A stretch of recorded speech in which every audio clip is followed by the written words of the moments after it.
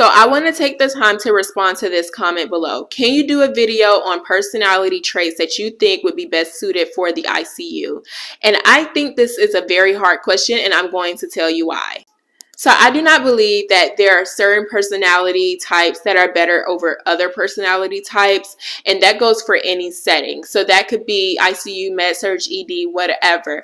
I think it boils down to developing the skills and the mindset that allows you to effectively do your job as an ICU nurse. I will say there are a lot of type A personalities in the ICU setting. Yes, that is true.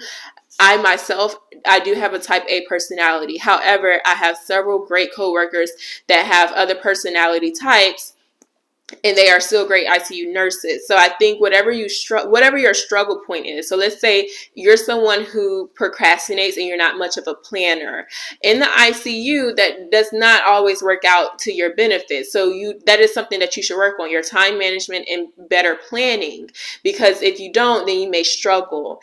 Versus if you're not very communicative, or you're not someone who is a people person, maybe you're very shy, or you just like to stay to yourself, maybe you're an introvert, that is fine. But when you are working as an ICU nurse, you have to be able to step outside of that, at least for your shift, so that you can effectively collaborate and speak with your providers.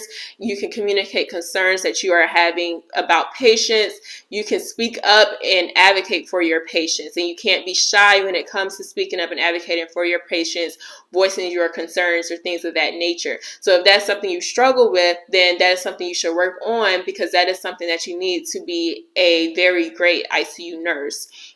If you're someone who does not take constructive criticism well, or you're someone who gets easily offended, then maybe that's something you can work on. Maybe separating the two. Say, okay, is this a personal attack, or is this something that can actually help me do my job better, become a better astute nurse, things of that nature. Because a lot of times, there's a lot that goes on and takes place in ICU. Learn how to not take things so personal. And that includes coming from providers, your fellow coworkers, family, patients. A lot of times you can't take things personal, because you have to keep in mind this patient is in the ICU. This is a stressful situation for the family, a stressful situation for the patient. So while they may be angry, or they may be short with me, that does not mean that it is something that they have personally against me. Sometimes certain diseases and diagnoses are just very hard to process and accept. So that is also something I would recommend working on. I hope that answers your question.